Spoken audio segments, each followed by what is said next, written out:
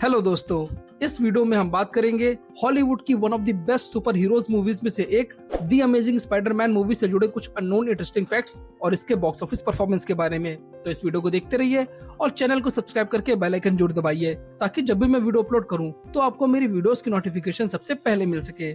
सब Tobey Maguire को याद रखते हैं और सब टॉम हॉलैंड के क्रेज में जीतते हैं, लेकिन उनके बीच में भी एक ऐसा स्पाइडरमैन आया जिसकी मूवी सबसे ज्यादा अंडररेटेड थी। एक नया स्पाइडरमैन, वो भी बिल्कुल नए अंदाज में, लेकिन वही पुरानी जिम्मेदारी।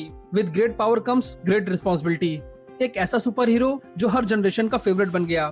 और इस बार पीटर पार्कर सिर्फ एक हीरो नहीं बल्कि एक मिस्ट्री भी था, क्योंकि इस नए स्पाइडरमैन के साथ आए नए नए राज और कुछ ऐसे फैक्ट्स जो आपको हैरान कर देंगे, जिसमें आप जानेंगे क्यों बनाई गई द अमेजिंग स्पाइडरमैन मूवी और क्या रीजन था इसको बनाने का। कितने साइंटिफिकली तरीके से डिजाइन किया गया एंड्रू गारफील्ड के स्पाइडी सूट को। मूवी के कौन से मेजर सीन्स थे जिसे डिलीट करना पड़ा, क्योंकि अगर उसको रखते तो कहानी कुछ और हो जाती। और कैसी थी ऑन स्क्रीन और of screen chemistry Andrew Garfield और ईमा वॉटसन के बीच।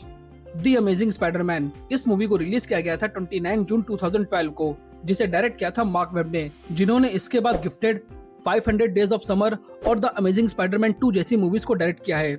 इस मूवी का बजट रखा गया था $230 मिलियन और इसने बॉक्स ऑफिस पर $750 मिलियन का बिजनेस किया था और ये एक सुपरहिट मूवी साबित हुई थी। 2012 में सबसे ज्यादा पैसे कमाने वाली टॉप 4 मूवीज थी the Avengers, Skyfall, the Dark Knight Rises और the Hobbit and unexpected journey. इस मूवी को सोनी पिक्चर्स के अंडर में रिलीज किया गया था और इसकी पॉपुलैरिटी को देखकर इसे 6.9 IMDb रेटिंग मिली हुई है। और अब बात करते हैं इस मूवी से जुड़े कुछ अननोन इंटरेस्टिंग फैक्ट्स के बारे में, जिसके लिए आप ये वीडियो देख रहे हैं। आखिर क्यों बनाई गई द अमेजिंग स्पाइडरमैन मूवी और क्या रीजन था इसको बनाने का। तो जब 2007 में स्पाइडरमैन 3 मूवी रिलीज हुई, तब तक टोबी मैगवायर का स्पाइडरमैन हर फैंस का हीरो बन गया था, जिसमें स्पाइडरमैन 3 मूवी ने क्रिटिक्स पॉइंट ऑफ व्यू से तो नहीं, लेकिन इसने बॉक्स ऑफिस पर धमाका कर दिया। और इसी वजह से सोनी स्टूडियो इसके 4th पार्ट की प्रिपरेशन में लग गए, जिसमें डायरेक्टर सैम राइमी के पास विजन था कि स्पाइडरमैन 4 मूवी को एक इमोशनल और पावरफुल सीक्वल बनाने का, लेकिन सोनी चाह रहा था कि स्पाइडरमैन 4 एक फुल एक्शन मूवी हो, एक और money making action blockbuster movie. और इसी वजह से सैम राइमी और सोनी के बीच क्रिएटिव क्लैशेस बढ़ने लगे और स्पाइडरमैन 4 मूवी को रोक दिया गया। लेकिन यहाँ एक और टेंशन चल रही थी, लीगल काउंटडाउन, जिसके अकॉर्डिंग सोनी के पास स्पाइडरमैन के राइट्स थे, लेकिन एक कंडीशन के साथ कि अगर कुछ सालों तक स्पाइडरमैन की मूवी नहीं बनाई गई तो ये राइट्स वापस मार्वल ले लेगा, जो सोनी स्टूडियो के लिए सबसे बड़ी टेंशन थी, क्योंकि उनके पास वक्त बहुत कम था। तब उन्होंने डिसाइड किया, let's start fresh, let's reboot it. नया पीटर पार्कर, नई कहानी और एक नई डार्क रियलिस्टिक दुनिया। ये मूवी बनाई गई थी एक नई एंगल के साथ, जिसमें पीटर पार्कर के पेरेंट्स की मिस्ट्री, ऑस्कॉप का डार्क एक्सपेरिमेंट और ग्वेन स्टेसी के ट्रैजिक लव को फोकस में रखा गया। कई लोग समझते हैं कि ये सिर्फ एक रिबूट मूवी थी, लेकिन असली बात ये थी कि ये सोनी का एक सर्वाइवल मूव था। अगर ये फिल्म ना बनती तो स्पाइडरमैन मार्वल के पास वापस चला जाता।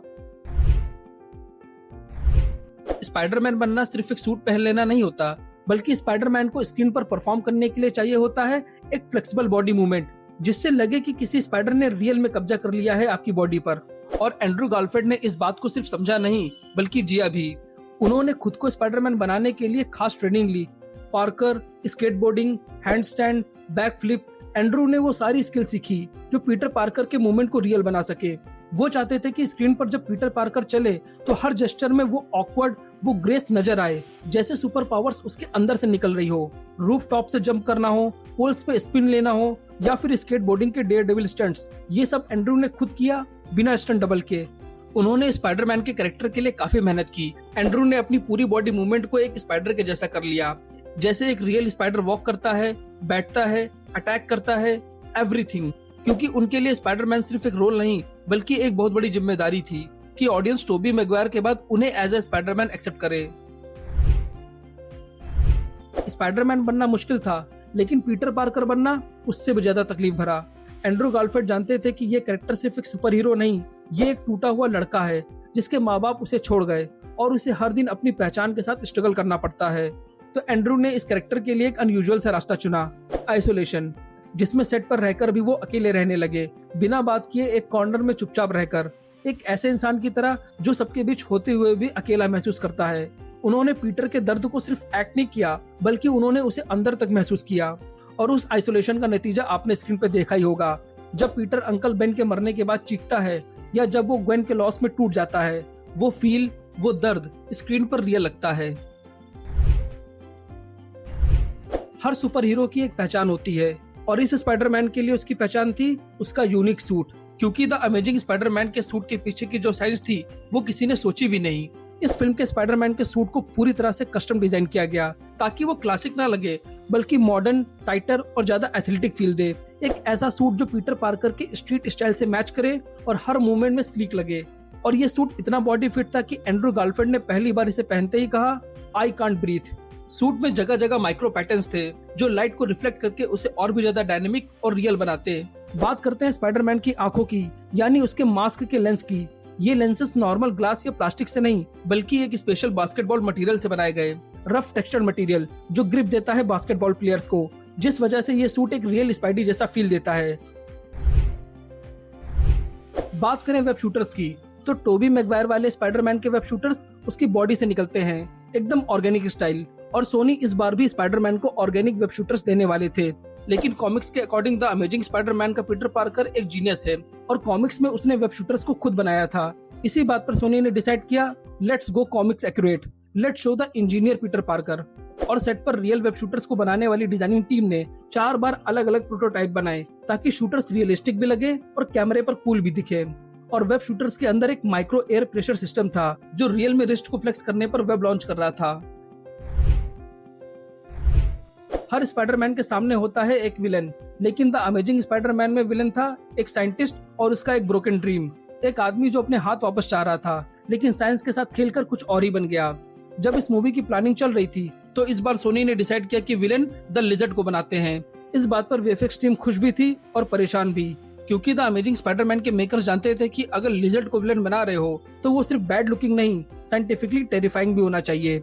सोनी पिक्चर्स ने लिजर्ड का डिजाइन बनाते वक्त रियल लाइफ कोमोडो ड्रैगन का रेफरेंस लिया। उसकी स्किन की टेक्सचर, उसके चलने का अंदाज और जब वो जुबान निकालता है वो सब लिजर्ड के कैरेक्टर में डाल दिए। आर्टिस्टों ने कोमोडो ड्रैगन, लेगुआना और क्रोकोडाइल सबके मसल मूवमेंट, क्लॉज और टेल मोशन को स्टडी किया और फिर उन सबको मिक्स करके बनाई गई एक टेरिफाइंग एनाटॉमी, जिससे लिजर्ड का कैरेक्टर एक आदमी भी लगे और मॉन्स्टर भी। कॉमिक्स में लिजर्ड का स्नॉट है एक छिपकली के जैसा, लेकिन मूवी में उसका चेहरा रखा गया एक आदमी के जैसा ताकि उसमें इमोशन और उसकी आइडेंटिटी दिखे। मूवी के लिए एक रियल साइंटिस्ट को भी हायर किया गया ताकि लिजर्ड का म्यूटेशन और ऑस्कॉप रिसर्च थोड़ा ऑथेंटिक लगे। स्पाइडरमैन को स्क्रीन पे देखने का एक अलग ही मजा है, लेकिन उसके जैसा फील करना वो सिर्फ इस फिल्म ने दिया। द अमेजिंग स्पाइडरमैन के ओपनिंग सीन में जब पीटर पार्कर सूट पहनकर बिल्डिंग के बीच झूलता है, वो सीन शूट हुआ था एक गोप्रो स्टाइल कैमरा रिग के साथ। डायरेक्टर मार्क वेब चाहते थे कि ऑडियंस सिर्फ स्पेक्टर ना हो, वो खुद स्पाइडरमैन बन जाए, इसलिए उन्होंने यूज किया एक कस्टम बिल्ड कैमरा सेटअप को, जिसे स्पाइडरमैन के हेलमेट और सूट पर माउंट किया गया ताकि उसका पॉइंट ऑफ व्यू कैप्चर हो, बिल्कुल वैसे जैसे स्पाइडरमैन दुनिया को देखता है। और ये सीन बिल्कुल एक वीडियो गेम की तरह लग रहा था। इस सीक्वेंस को शूट करना बिल्कुल इजी नहीं था। कैमरा को स्पाइडरमैन की नेक, शोल्डर और हेड मूवमेंट के साथ सिंक करना पड़ता था। स्टंटमैन को रियल रोप और मोशन हार्नेस के थ्रू वॉल से कुदवाया गया, जिसमें सबसे मुश्किल काम था कैमरा को शेक फ्री और नेचुरल मूवमेंट के साथ रिकॉर्ड करना, जो बहुत ही बेहतरीन तरीके से किया गया। और आई थिंक ये ओपनिंग सीन अब तक की स्पाइडरमैन की आई सभी मूवीज में सबसे बेस्ट ओपनिंग सीन है। कुछ केमिस्ट्री स्क्रीन पे लिखी जाती है और कुछ केमिस्ट्री बन जाती है नेचुरल और मैजिकल। और स्पाइडरमैन के यूनिवर्स में ये मैजिक था पीटर और ग्वेन का प्यार। स्क्रीन पर दिखने वाली ये रोमांटिक झलक सिर्फ स्क्रिप्ट का हिस्सा नहीं थी, ये रियल थी, क्योंकि एंड्रू गारफील्ड और ईमा स्टोन शूट के टाइम रियल लाइफ में भी प्यार में थे। पीटर और ग्वेन के सीन में जितना ऑकवर्डनेस, जितनी सेंसिटिविटी दिखी, वो सब नेचुरल था। ईमा जब मुस्कुराती थी तो एंड्रू का चेहरा रियल में ब्लश करता था, और जब इमोशनल सीन होता तो उनकी आंखों में असली आंसू होते। ऑस्कॉप के राज तो बहुत थे, लेकिन एक राज ऐसा भी था जो अगर सामने आता तो स्पाइडरमैन की पूरी कहानी बदल जाती। जिसके अकॉर्डिंग एक सीन में डॉक्टर कर्ट कॉनर स्पाइडरमैन से कहते हैं, मैं रिचर्ड पार्कर को जानता था, तुम्हारे पिता रिचर्ड पार्कर बहुत इंटेलिजेंट थे, मैं उनका असिस्टेंट हूँ, उन्होंने ये रिसर्च मुझे दी और ये फॉर्मूला उन्हीं का है। और सबसे इम्पोर्टेंट बात, उनकी कोई एक्सीडेंटल डेथ नहीं हुई, बल्कि उन्हें मारा गया। और इस पूरे सीन को शूट करने के बाद डिलीट कर दिया गया, क्योंकि अगर इस सीन को डालते तो बाद में मूवी का प्लॉट चेंज हो जाता और मूवी द अमेजिंग स्पाइडरमैन के इंट्रोडक्शन की बजाय एक रेवेंज जैसी बन जाती। और ये मूवी अपने आप में ही ओवरलोडेड थी, जिसमें ग्वेन, लिजर्ड, ऑस्कॉप ओरिजिन स्टोरी सब कुछ दिखाना था, और फिर पेरेंट्स की डेथ मिस्ट्री दिखाते तो कहानी डाइवर्ट होने लगती। हर सुपर हीरो के साथ एक साइड किक होता है, लेकिन इस बार हीरो के साथ थी एक साइंटिस्ट, एक जीनियस और एक फियरलेस लड़की, ग्वेन स्टेसी। ग्वेन स्टेसी जो सिर्फ एक स्कूल टॉपर नहीं थी, वो ऑस्कॉप जैसे $1 बिलियन रिसर्च लैब में एक इंटर्न थी। स्पाइडरमैन 3 में ग्वेन का कैरेक्टर एक मॉडल का था, लेकिन इस बार ग्वेन को इंटेलिजेंट और स्मार्ट दिखाया गया, वो भी पीटर पार्कर से भी ज्यादा। कई सीन्स में पीटर क्लियरली कहते हैं, मैं उस लेवल का स्मार्ट नहीं हूँ, तुम हो ग्वेन। और ऑडियंस भी नोटिस करती है कि ग्वेन स्टेसी सिर्फ एक लव इंटरेस्ट नहीं, एक इंटेलिजेंट वॉरियर थी, जो एक बड़ा मेजर डिफरेंस था टोबी मैगवायर के यूनिवर्स से। तो आपको ये मूवी कैसी लगी थी, और आपको इस मूवी का कौन सा इंटरेस्टिंग फैक्ट पसंद आया, प्लीज हमसे कमेंट सेक्शन में शेयर करिए। और अगर आपको आगे अपनी मनपसंद मूवी का इंटरेस्टिंग फैक्ट जानना है तो कमेंट सेक्शन में लिखकर हमसे शेयर कर सकते हैं। मैं उस टॉपिक पर जल्द से जल्द वीडियो लाने की कोशिश करूंगा। Thank you.